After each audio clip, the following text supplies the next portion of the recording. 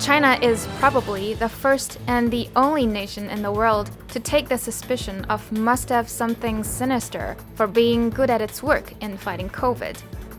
Why? Because China's dynamic zero policy is running against the widely accepted measures like living with a virus or simply do nothing. What is dynamic zero policy? To put it in a simple way, it is about rapid response and precise prevention and control. People with high possibility of infection, like staff in airports and harbors, cold chain freight transportation, and hospitals, are taking regular nucleic acid testing. Using scientific and efficient epidemiological surveys, close contacts and subclose contacts can be identified within 24 hours. 现在他们分流了一波人，应该是等一下要再走到前面去做核酸。 In the latest news, Shanghai Disneyland is praised as the most romantic site for nucleic acid testing. It's also a good example of how the dynamic zero policy can be implemented in real practice.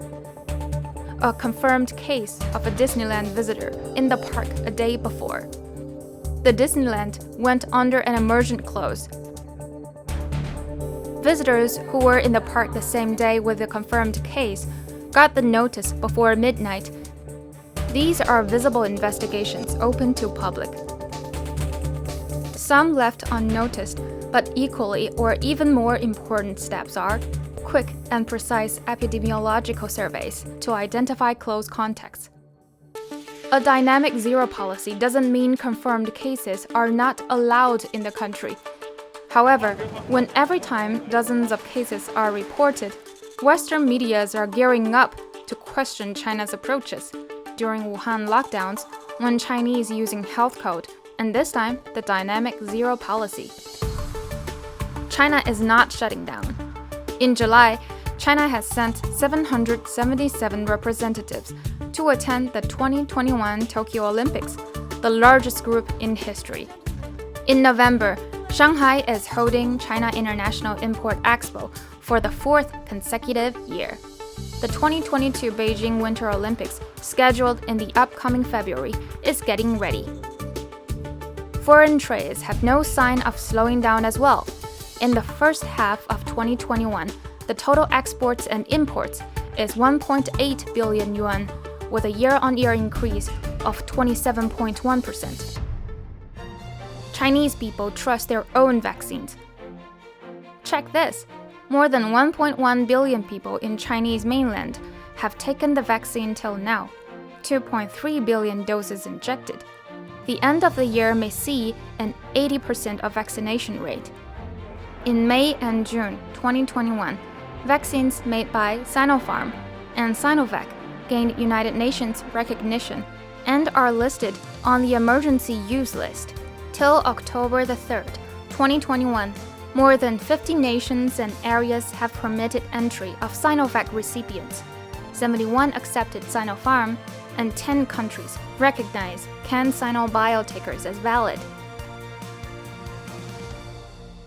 Yeah, the comfort now is just pulling into dock. Since the outbreak in early 2020, many nations, China included, turned to strict controls and quarantines to fight the pandemic. But in this summer, some of them stopped tight measures only to see a surge in daily confirmed cases and also death tolls. If the dynamic zero COVID policy is gone, how will the further mutation of COVID virus challenge the country?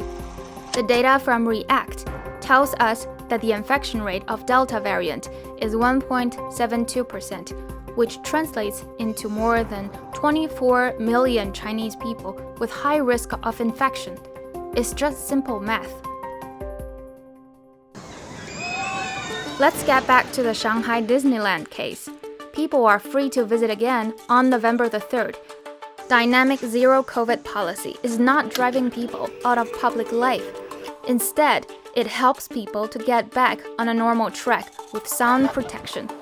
That's why the pandemic did not stop China. In 2020, China is the only economy with a positive growth in the world.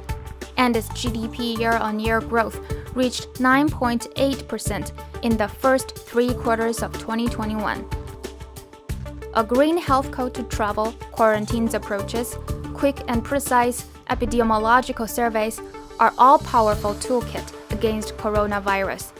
That's what we learned from the bitter fight. And it worked out well here.